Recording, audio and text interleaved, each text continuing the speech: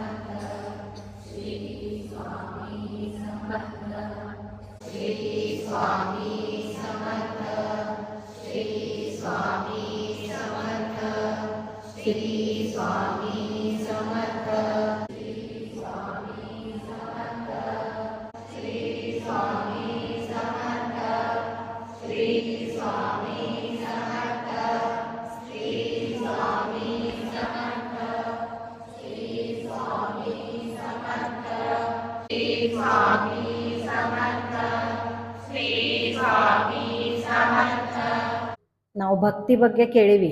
भक्ती, श्रद्धा, विश्वास. भक्तीविषयी खूप सांगितलं मी. कर्माबाईची कथा, कुर्मदासाची कथा, कर्माबाई कथा, कुर्मदास कथा ಹೇಳಿನಿ.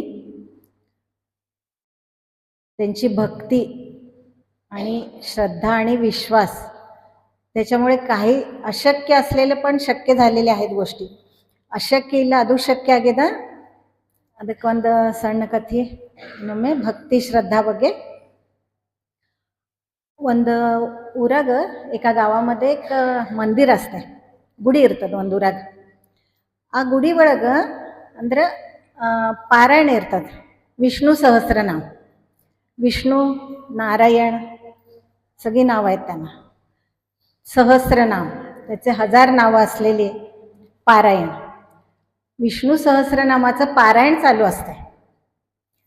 ते पारायण चालू असताना तिथं एक माणूस येऊन बसतो. एक माणूस म्हणजे सगळे पारायणाला बसलेले असतात. ಎಲ್ಲರೂ ಪಾರಾಯಣ ಮಾಡ್ಕೊಂಡು ಕೂತಿರ್ತಾರೆ. ಒಬ್ಬ ಮನುಷ್ಯ ಬಂದು ಅವನು ಕೂತಿರ್ತಾನೆ. पारायण चालू होतं. सहस्रनाम, विष्णू सहस्रनाम. आता विष्णू सहस्रनाम मला तर काही येत नाही, पण आमच्या नणंद आणि त्यांचे मिस्टर गीता पाटील आणि सुधींद्र पाटील, वासुदेवराव, त्यांना सगळं तोंडपाठ आहे, पण मला येत नाही. माधुरी. तर विष्णू सहस्रनामाचं पारायण चालू असते. ಪಾರಾಯಣ ನಡೆದಿರ್ತದೆ. ಪಾರಾಯಣ ಆದಮೇಲೆ ಪ್ರಸಾದ ಇರ್ತದೆ.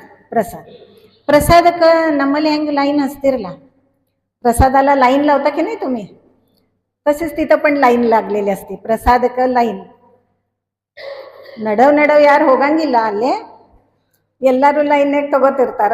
ನಮಗते आमच्यासारखं आपल्या इथं कसं चालतंय ना, सगळे शिस्तबद्ध आणि शिस्तीत सगळे प्रसाद घेतात.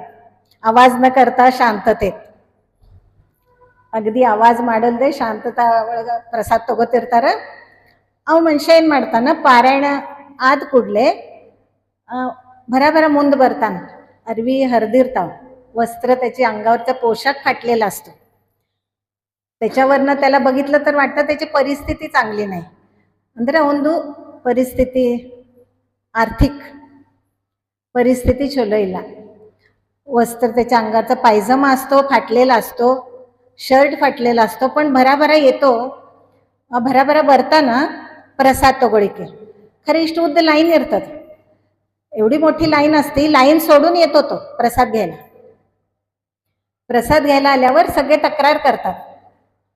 नम्मले ಮಾಡ್ತಾರೆ ಇಲ್ಲ, ಮುಂದೆ ಹೋದ ಇವ್ ಮುಂದೆ ಹೋದ, तसं तक्रार करायला चालू करतात. तक्रार चालू झाल्यानंतर तो म्हणतो नाही नाही, मला प्रसाद घ्यायचा आहे. माझ्या घरी लहान लहान 6 मुलं आहेत. मला 6 ಮಕ್ಕಳವ ನನಗೆ. ಮತ್ತು ಪ್ರಸಾದ ನನಗೆ ಸಿಗಲಿಲ್ಲ ಅಂದ್ರೆ ನಾ ಉಪವಾಸ ಕೂಡಬೇಕಾಗ್ತದೆ.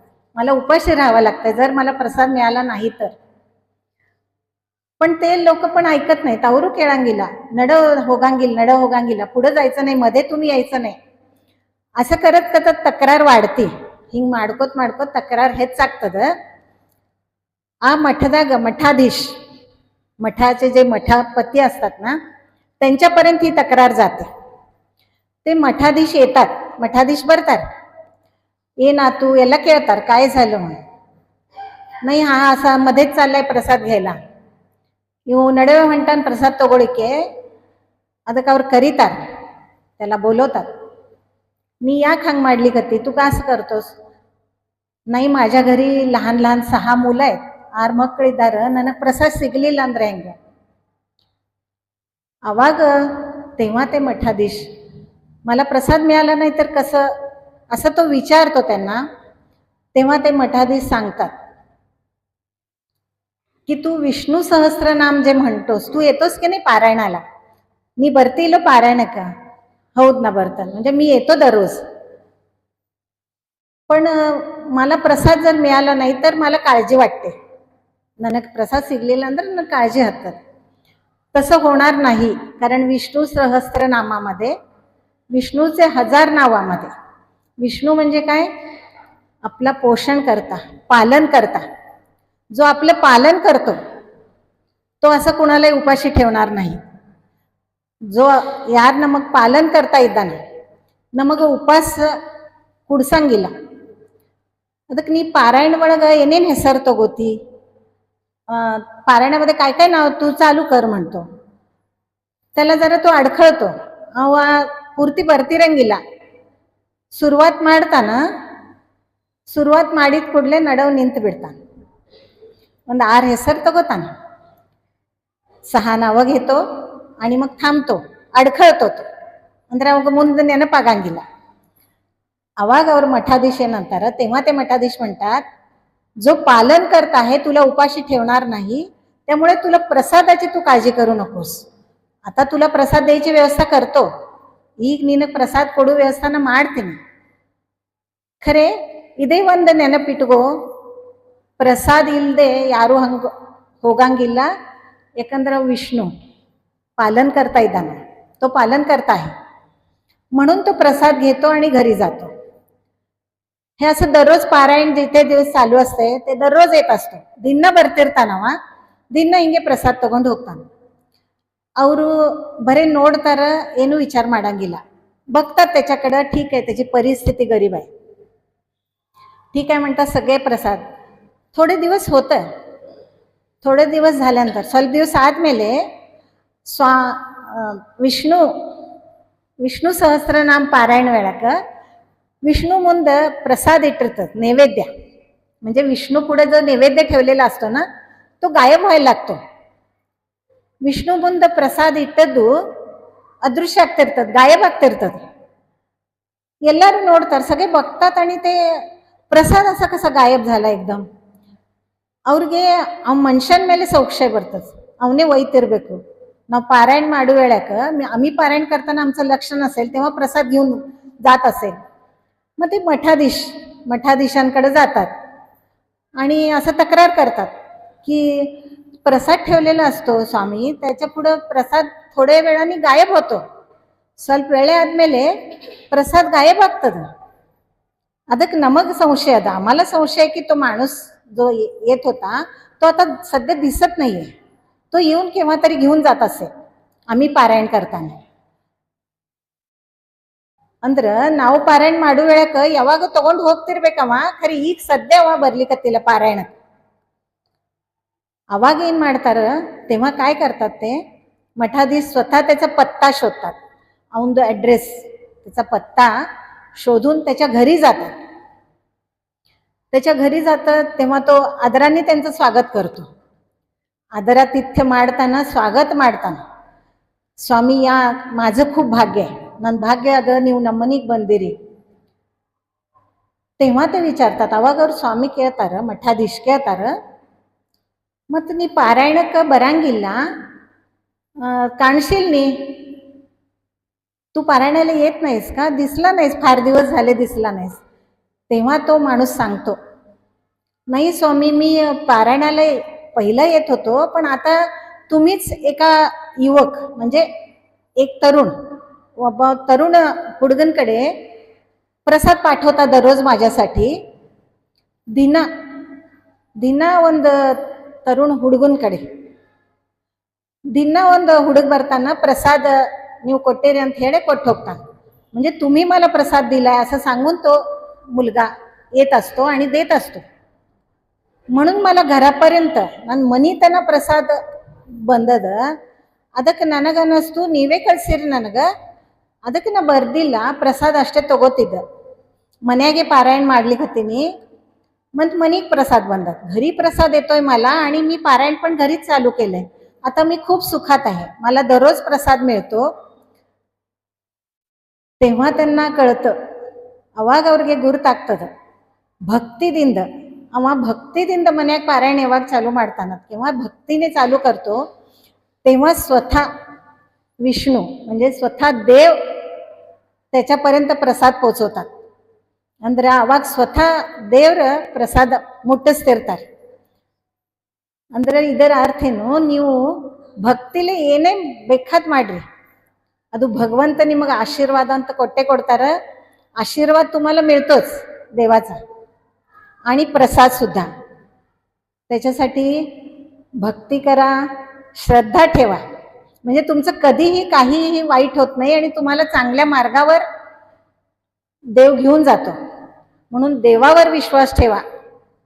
तुम्ही माणसावर विश्वास ठेवता, पण केव्हा तरी तुम्हाला धोका पत्करावा लागतो, किंवा ಮಾನಸಕಡೆ ಮನುಷ್ಯಕಡೆ ನೀವು ವಿಶ್ವಾಸ ಇಡ್ತೀರಿ, ಯಾವಾಗರೆ ಮೋಸ ಆಗ್ತದ, ಮೋಸ ಮಾಡ್ತಾರೆ.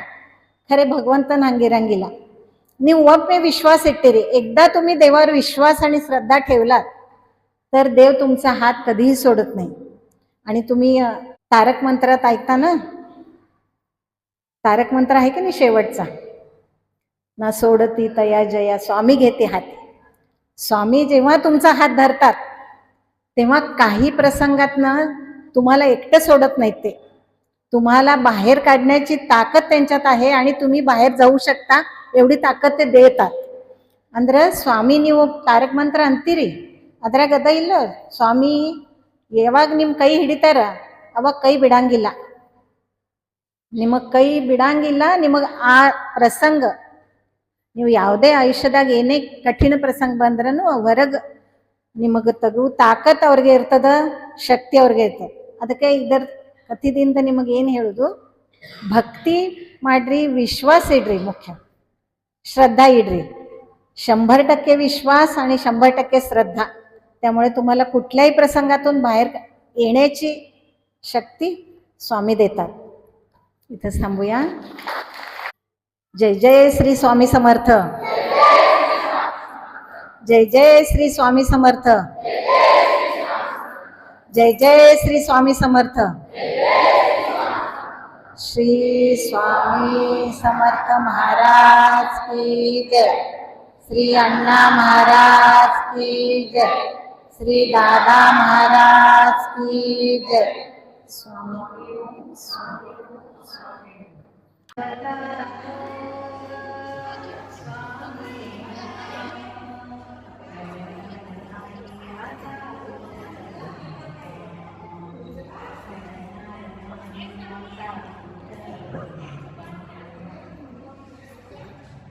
तुझीच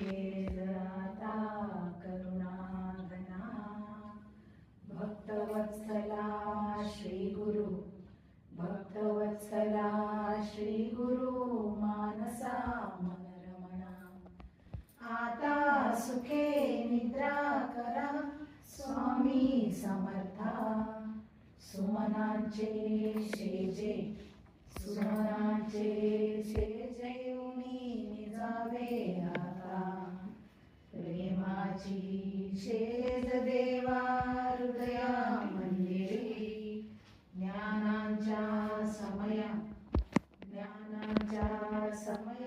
उजळणी लाविल्या ज्योती विवेक विज्ञानाचे देवा पडली विभूती भक्ती शेज केली